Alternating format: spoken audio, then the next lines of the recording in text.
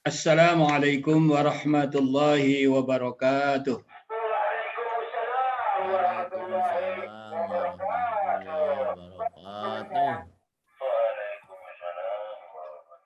Waalaikumsalam warahmatullahi wabarakatuh.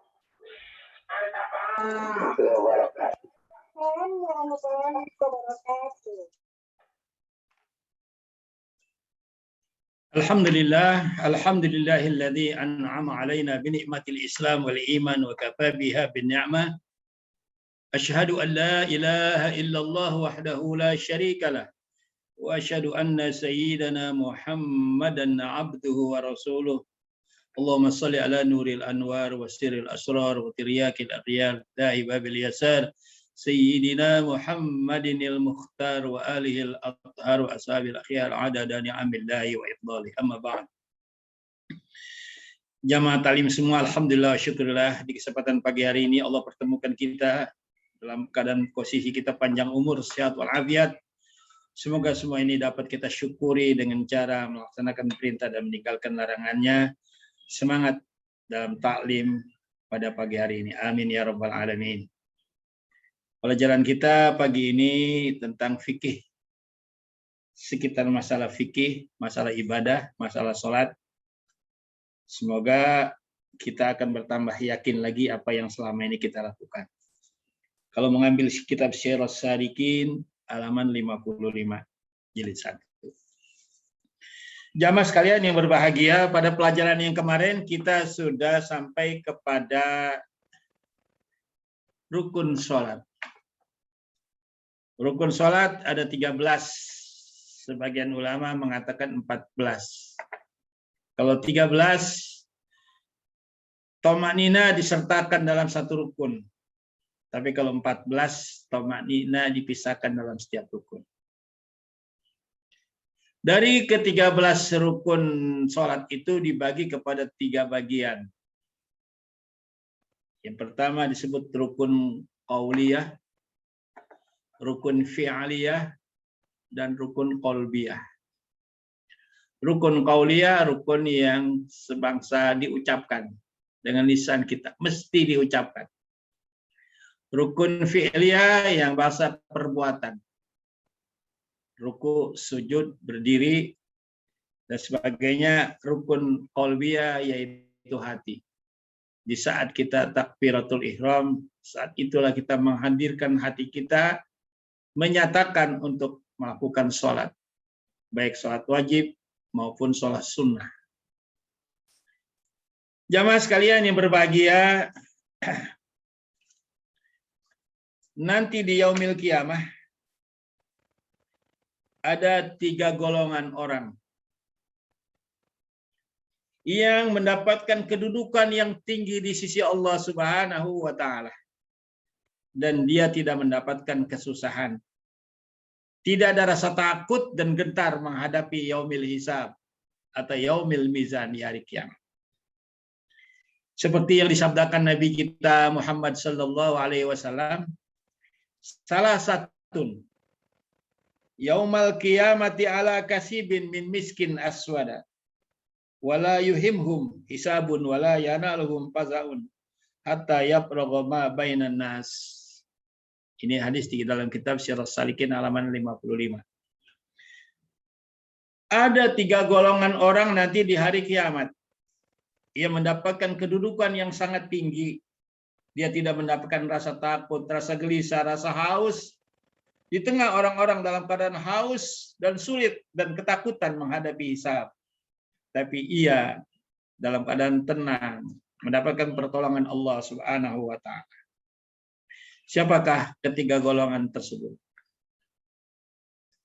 Yang pertama, rajulun qara'al Qur'ana ibtigha'a wajhillahi ta'ala wa amma bin nasi wa hum radun. Yang pertama adalah orang-orang yang sering membaca Al-Qur'an. Orang yang banyak membaca Al-Qur'an waktu mereka hidup di dunia. Dan menjadi imam di kalangan manusia, sedangkan para jamaahnya ridho kepadanya. Jadi yang pertama, orang yang tidak mendapatkan kesusahan di yaumil hisab, adalah orang yang banyak membaca Al-Quran. Banyak membaca Al-Quran ibtigha'an wajillah, hanya semata-mata mencari ridha Allah. Kalau boleh saya bertanya saudara-saudara sekalian, sampai pagi ini, dari mulai ngaji kemarin sampai ketemu lagi dengan ngaji, berapa ayat yang sudah kita baca Al-Quran?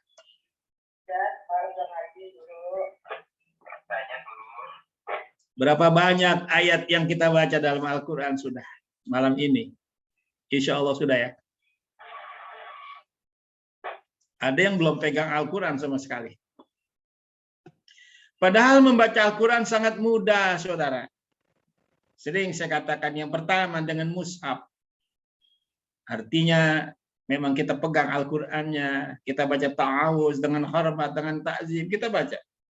Terus tadarus dari mulai Al-Fatihah, Al-Baqarah, terus selesai khatam, balik lagi. Itu adalah bacaan rutin kita hari-hari sebagai seorang muslim. Kalau itu yang kita lakukan setiap hari, insya Allah kita termasuk orang-orang yang mendapatkan kedudukan tinggi nanti di yaumil qiyamah. Jadi banyak membaca Al-Quran, tadarus. Yang kedua, membaca Al-Quran tanpa memegang mushaf dengan hafalan. Barangkali kita sudah hafal.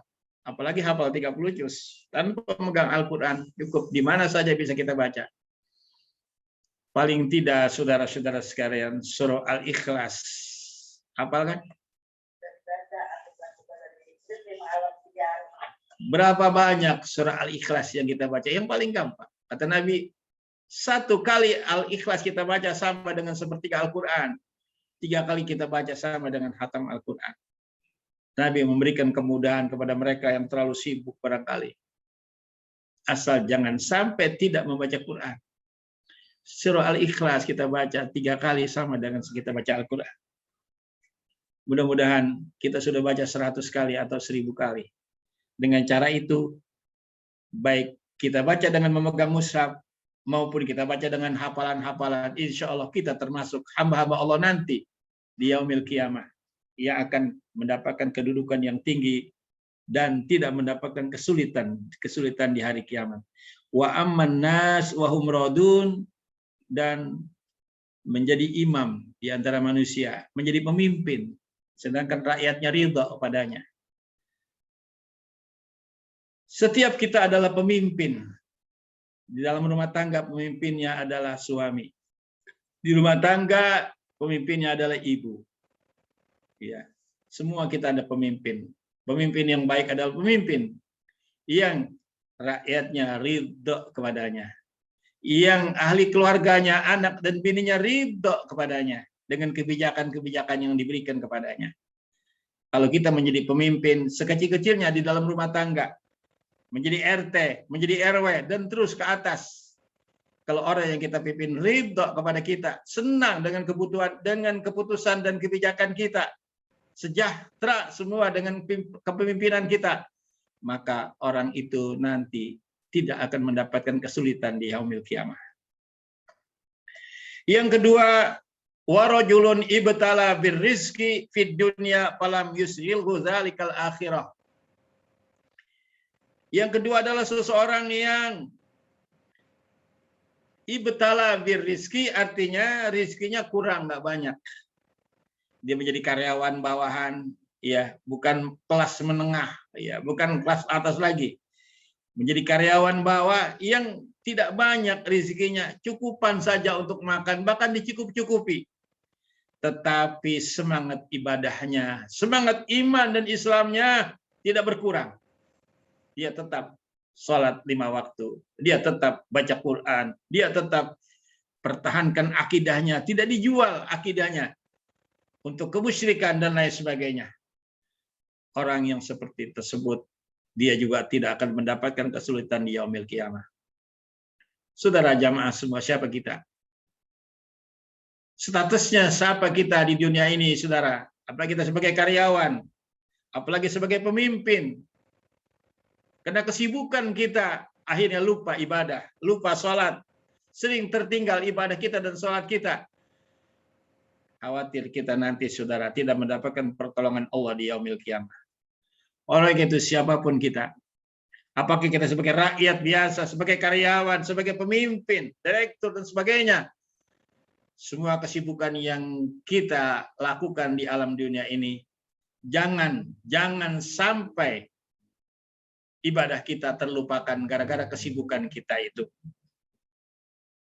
Kalau itu kita bisa pertanyakan, kita bisa pertanggungjawabkan setiap hari, insya Allah apapun bala, penyakit, kesibukan, kesusahan, kesulitan hidup, tapi tetap ibadah tidak kita tinggalkan. Inilah orang yang nantinya mendapatkan kedudukan yang tinggi dan keselamatan di yaumil qiyamah. Yang ketiga, rajulun azana fi masjidin wada Allah taala ibtigha wajhillahi azza wa jalla. Golongan orang yang ketiga yaitu orang-orang yang profesinya tukang azan di masjid. Dia niat semata-mata ingin mengajak orang-orang untuk bersolat berjamaah. Karena fungsi azan yang pertama adalah untuk mengajak orang-orang sholat berjamaah. Yang kedua, fungsi azan adalah memberitahu tentang datangnya waktu ibadah. Dengan profesi menjadi tukang azan, maka dia banyak andilnya untuk ibadahnya seseorang. Bahkan dalam satu hadis Nabi kita Muhammad SAW, barang siapa yang azan, kemudian datang orang itu beribadah kepadanya ke masjid atau ke mushola, sebanyak orang yang datang berjamaah, maka pahalanya juga akan diberikan kepada tukang azan. Sayyidina Umar Ibn Khattab pernah mengatakan, kalau saja saya diizinkan menjadi tukang azan, maka yang lainnya sudah cukup buat saya ibadah. Kenapa? Karena Nabi pernah bersabda, Allahumma gfir lil muazzinin.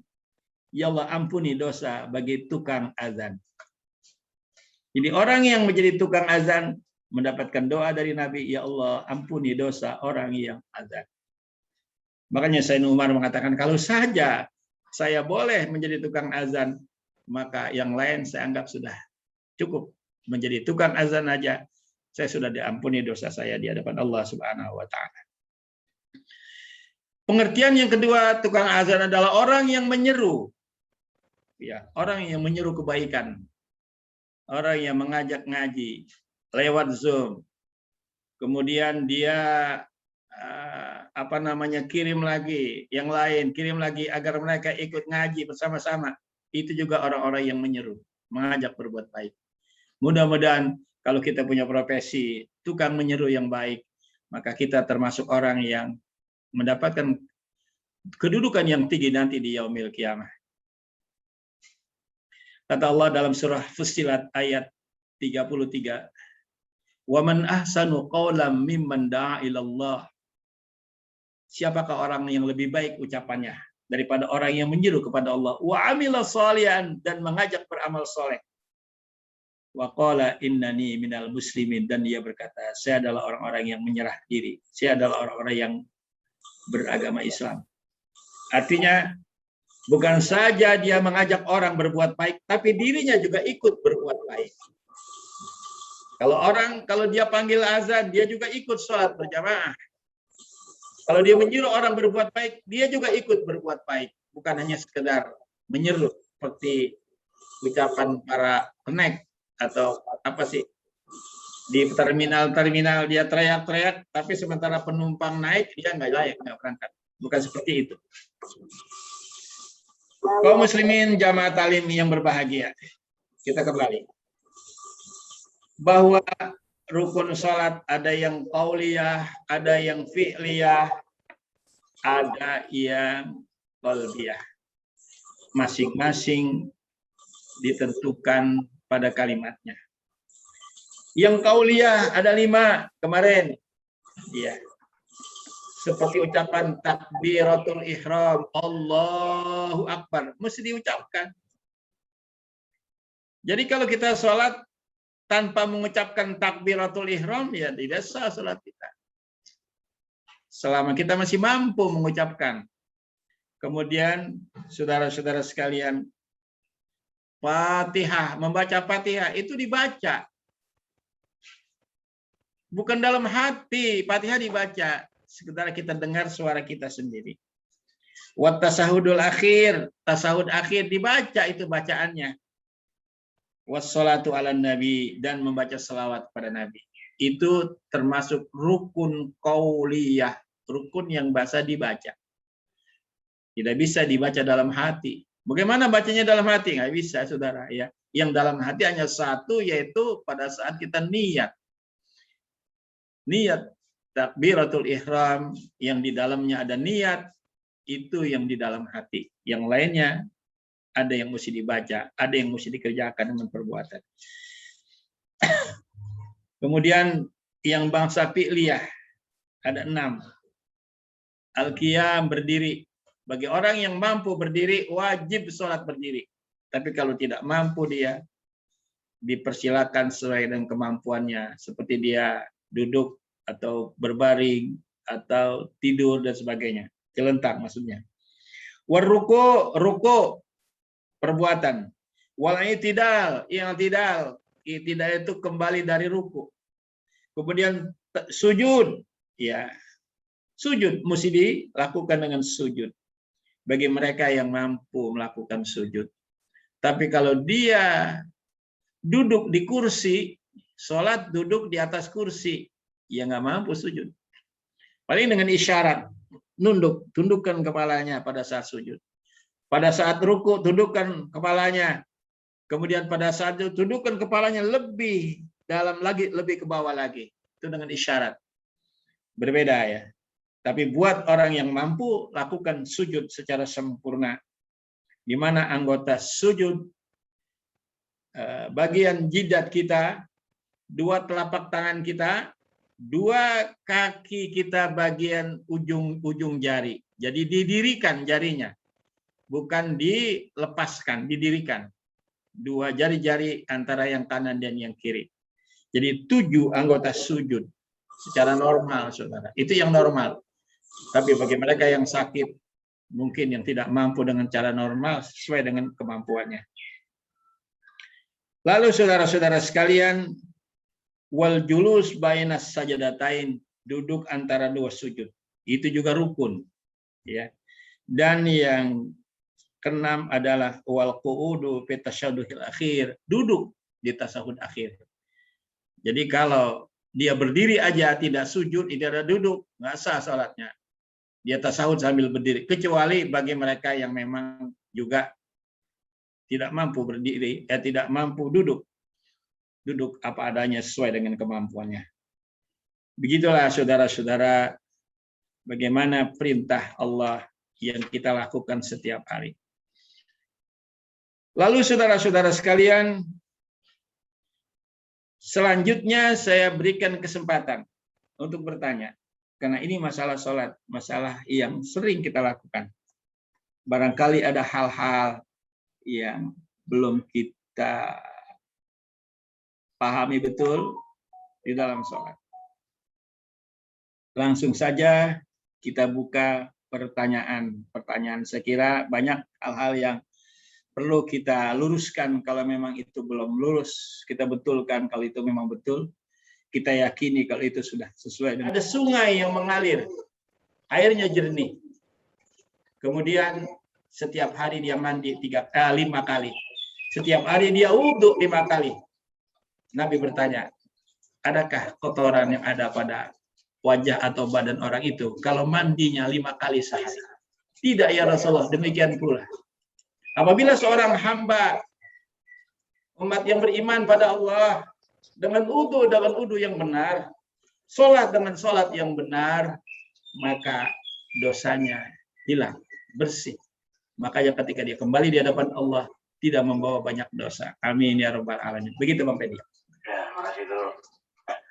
Jadi yang gampang aja ya bacaannya, la ilaha illallah Muhammadur Rasulullah.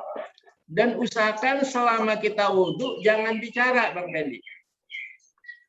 Selama kita wudhu jangan bicara, jangan ngobrol, apalagi ngobrol sama teman wudhu. Nggak boleh lagi wudhu itu supaya khusyuk wudhu kita, jangan terganggu. Dari mulai kita niat wudhu sampai kita basuh kaki, jangan ada ucapan lain kecuali ucapan-ucapan yang tadi dianjurkan.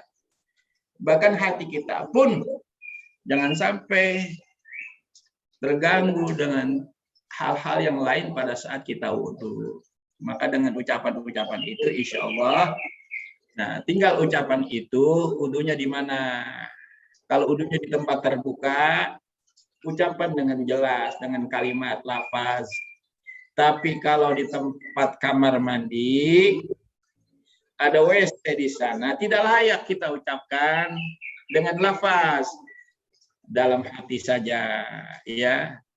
Astagfirullah dalam hati, la ilaha illallah dalam hati. Begitu caranya. Surya lanjut. Di Zoom, ya. Tadi sudah ada beberapa yang bertanya di, ya. Tadi sudah ada beberapa yang bertanya di video. Kita kasih yang di Zoom, ya silakan. Atau barangkali ada satu pertanyaan yang dari Bu Freli. Assalamualaikum. Pak Ustadz. Waalaikumsalam. Saya mau tanya. Saya sholat tidak bisa duduk di antara dua sujud di awal. Dan duduk di antara sujud akhir pun tidak sama. Tapi kalau sujud, saya masih bisa. Walaupun sujud lama, saya bisa. Bagaimana dengan sholat saya? Apakah sah? Iya, jawabannya apabila kita lakukan sesuai dengan kemampuan kita sah. Jadi tadi yang normal, yang normal ada 6, ada 4 itu rukun qauliyah, rukun fi'liyah, rukun qalbi itu yang normal. Tapi di saat tidak dalam keadaan normal disesuaikan dengan kemampuan kita. Makanya saya katakan tadi orang yang duduk dengan duduk yang biasa di bawah bisa sujud. Tapi kalau dia duduk pakai kursi, dia tidak bisa sujud langsung meletakkan dahinya ke keramik atau ke bumi ya. Dia hanya dengan isyarat gitu sah. Oleh karenanya dengan cara kita belajar seperti ini, jadi kita tidak ragu.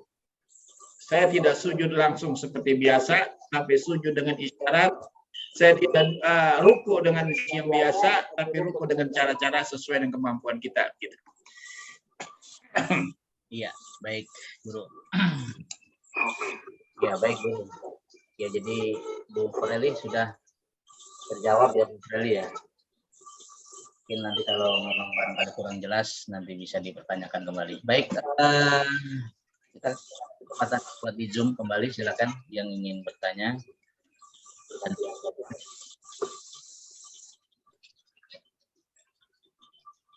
Ya, silakan yang di Zoom.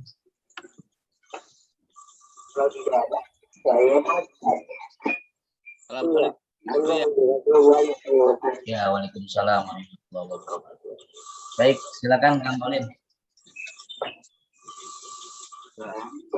Assalamualaikum Guru, saya ada satu pertanyaan yang Waalaikumsalam. kadang-kadang suka lupa gitu Guru. Yang mau saya tanyakan, kalau lupa itu kan kita suka ada sujud sahwi ya Guru.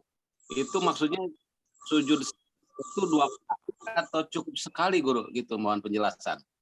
Iya, orang yang lupa disunahkan sujud sahwi, sunnah juga. Nggak wajib sunnah. Artinya kalau kita sujud sahwi, tidak sujud sahwi kan sah. Cuma kalau kita kurang sempurna. Karena kita lupa, dianjurkan sujud sahwi. Sujud sahwi itu karena lupa. Dengan kita melakukan sujud sahwi, jadi sholat kita tetap sempurna. Nah, berapa kali sujud sahwi? 2 kali. Oh, 2 kali. Kapan tempatnya? Tempatnya sebelum salam. Ketika kita mau salam, ya, kemudian kita sujud lagi. Allahu Akbar, subhana man la yanamu wa la yasfu. Subhana man la yanamu wa la yasfu. Subhana man la yanamu wa la yasfu. Allahu Akbar, Rabbi firli warhamni wajburni warfa'ni. Ya.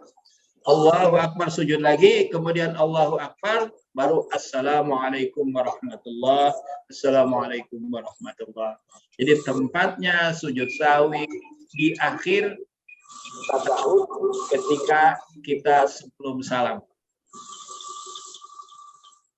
Kalau masih ada waktu, saya ada satu lagi Guru.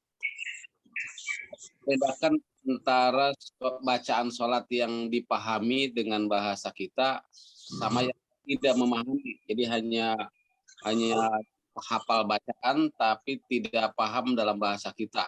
Itu membedakan kehusuan atau pahalanya nggak guru gitu? Yang paham. Ya, sesuai dengan kepahaman kita.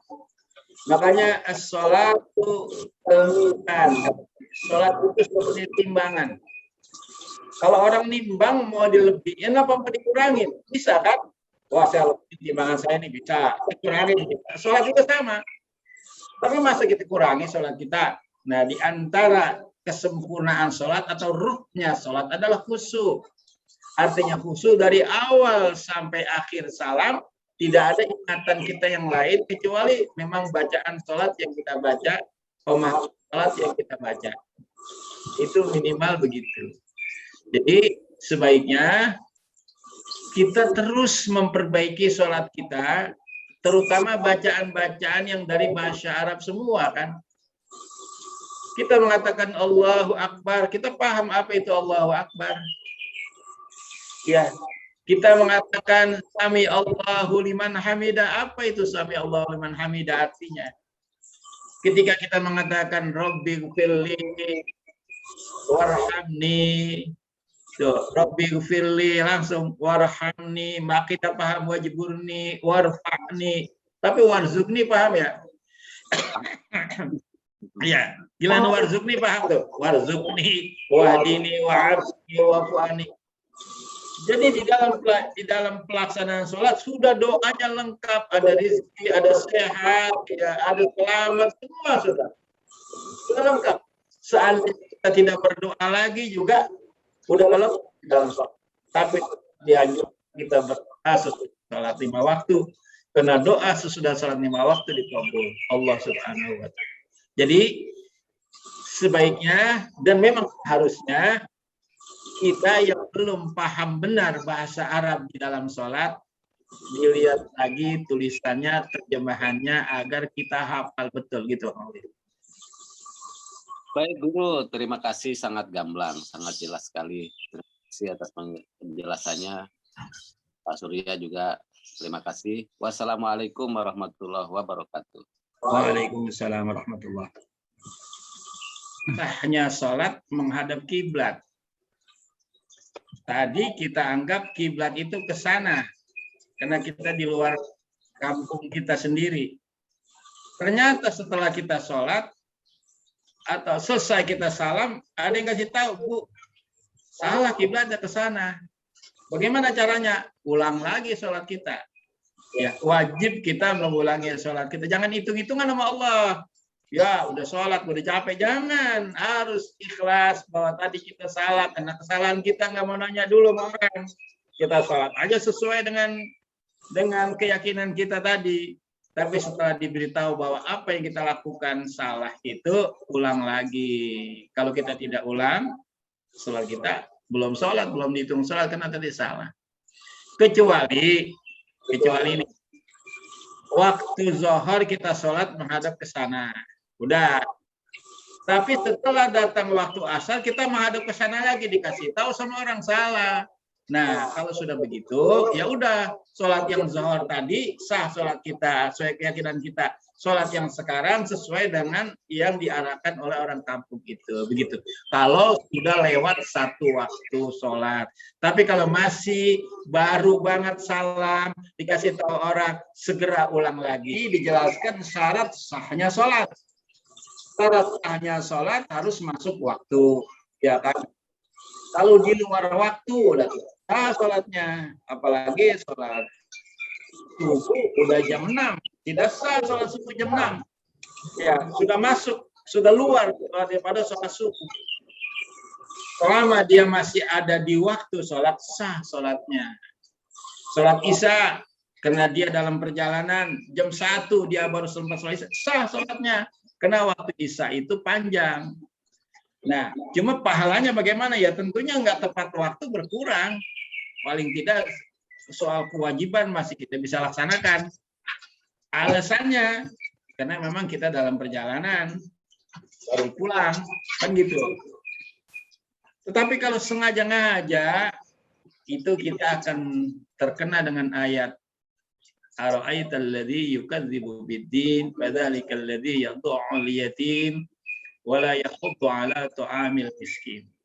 Fawailul lil musallin alladzina hum an salatihim sahun alladzina hum yura'una wa yamna'una al-ma'ruf. Jadi kalau dia mengulur-ulur waktu dengan kesengajaan, tanpa uzur, tanpa alasan, takutnya masuk kepada ayat fawailul lil musallin. Walaupun dia sholat, tapi tetap sholatnya tidak punya nilai di hadapan Allah Subhanahu wa Ta'ala gitu. Ya, kalau dia sholatnya tidak punya nilai, berarti nggak ada pahalanya. Kewajiban pun tidak terpenuhi. Banyak orang yang melakukan sholat ketika dia mau jadi makmum, di hadapannya ada orang sholat sendirian, dia mau jadi makmum, pakai dicolek belakangnya. Itu sebenarnya buat kita, buat saya kurang sepaham begitu kalau pakai colek belakang. Kalaupun kita mau jadi makmum, silakan aja. Ya, namun caranya dekati, bukan dari belakang imam, di samping kanan imam, posisinya dekat dengan samping imam. Ya, kira-kira antara ujung jari kita di tumit imam. Ya, ujung jari kita di tumit belakang imam. Ucapkan sholat kita dengan jamaatan atau makmuman. Pasti dia dengar dan dia sudah paham. Begitu maksudnya. Nggak usah dicolek. Kemudian yang kedua, mau ikut imam lagi di sebelah kiri imam. Posisinya sama sejajar dengan makmum yang pertama, yaitu ujung kakinya di tumit imam, ujung jari depannya di tumit imam. Kalau ada makmum yang ketiga, di tengah-tengah posisinya, yaitu di baris saf yang seperti barisan imam, barisan saf kedua.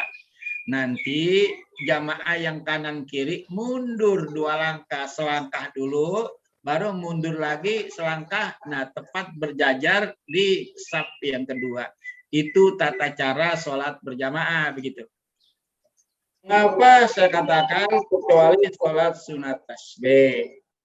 Kalau kita sholat sunat tasbih, kita mesti kasih isyarat turun tangan kita yang kanan ke bawah agar mereka tidak ikut kita, maksudnya begitu. Dan yang makmum juga mesti paham kalau dia ngaji. Ya, kalau dia ngaji gini, Allah tangannya diturunin kenapa ya?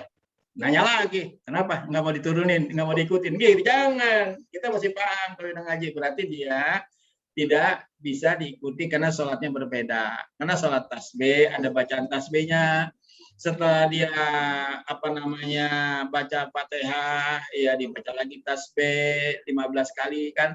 Setelah dia ruku, ya baca lagi tasbih, tidak dibaca tasbih lagi 10 kali sampai 75. Itu makanya tidak sesuai dengan sholat yang wajib yang lain. Oleh karenanya dengan cara itu dia mesti turunkan tangannya sebagai isyarat untuk tidak diikuti. Adapun sholat-sholat sunnah yang lain ya boleh diikuti. Jadi hukumnya sah.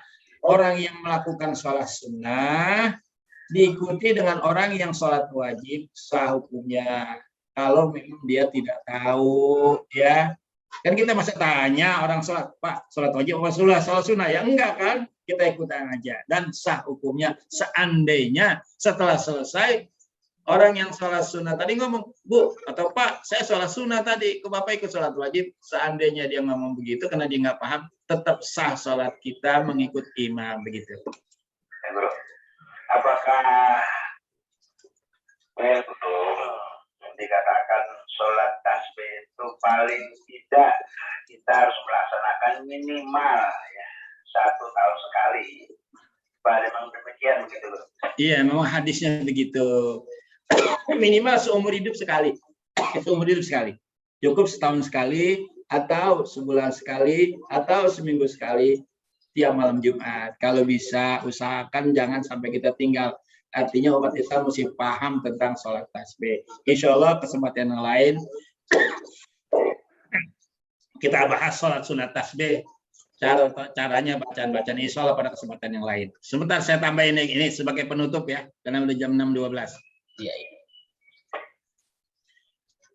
La sholata liman la La sholata, tidak sah salat bagi orang yang tidak baca Quran, tidak baca surat Al-Fatihah. Tidak sah salat bagi orang yang tidak membaca surat Al-Fatihah. Di sini la tasqutul Fatihah abadan illa fi halatin wahidah. Tidak gugur bacaan Fatihah selamanya kecuali hanya pada satu tempat. Di mana? Wahya halatul masbuki, yaitu ketika dia dalam sholat yang masbuk. Sholat masbuk apa? Sholat yang takbiratul ihramnya tidak bersama imam. Dia datang ketinggalan, imam sudah baca surat, dia baru takbir. Itu hukumnya masbuk. Orang seperti itu, dia membaca Fatihahnya semampunya. Walaupun baru separoh dia baca Fatihah, dia harus ikut sujud bersama-sama imam. Sah sholatnya. Ya, dia harus sujud bersama-sama imam walaupun Fatihahnya baru separoh. Atau mungkin baru baca Bismillah aja. Begitu Allahu Akbar, Bismillahirrahmanirrahim. Imam sujud, imam ruku, segera dia ruku. Karena ukurannya, kalau dia ruku, dapat ruku bersama-sama imam, dia mendapatkan rokaat. Pertanyaannya, bagaimana Fatihahnya belum selesai? Sah Fatihahnya. Itulah yang namanya sholat berjamaah. Adapun orang yang takbiratul ihram bersama-sama imam, wajib dia juga membaca Fatihah. Adapun waktu membaca Fatihah ada dua tempat. Yang pertama, mengikuti bacaan Fatihah imam. Bareng imam baca Fatihah, ikutin.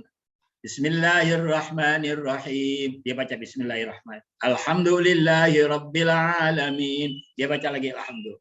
Selesai dia baca Fatihah, selesai amin bersama-sama imam, udah. Nanti setelah imam selesai baca Fatihah, imam baca surat, ikut lagi dia baca surat bersama imam. Yang pertama. Yang kedua, tempat membaca Fatihah sesudah imam baca Fatihah. Setelah amin, dia baru baca Fatihah sendiri masing-masing. Ada dua tempat. Boleh mana? Silakan. Yang penting baca Fatihah. Enggak boleh cuma dengerin doang.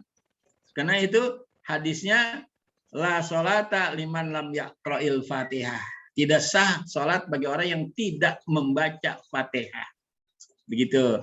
Nah, demikian jamaah sekalian, mudah-mudahan bermanfaat buat kita. Insya Allah pada kesempatan lain, kalau kita sedang membahas masalah fikih, masalah ibadah, kesempatan luas saya berikan kesempatan untuk saling bertanya agar semuanya kita pahami. Hadanallahu wa iyyakum ajma'in wal afu minkum. Wassalamualaikum warahmatullahi wabarakatuh.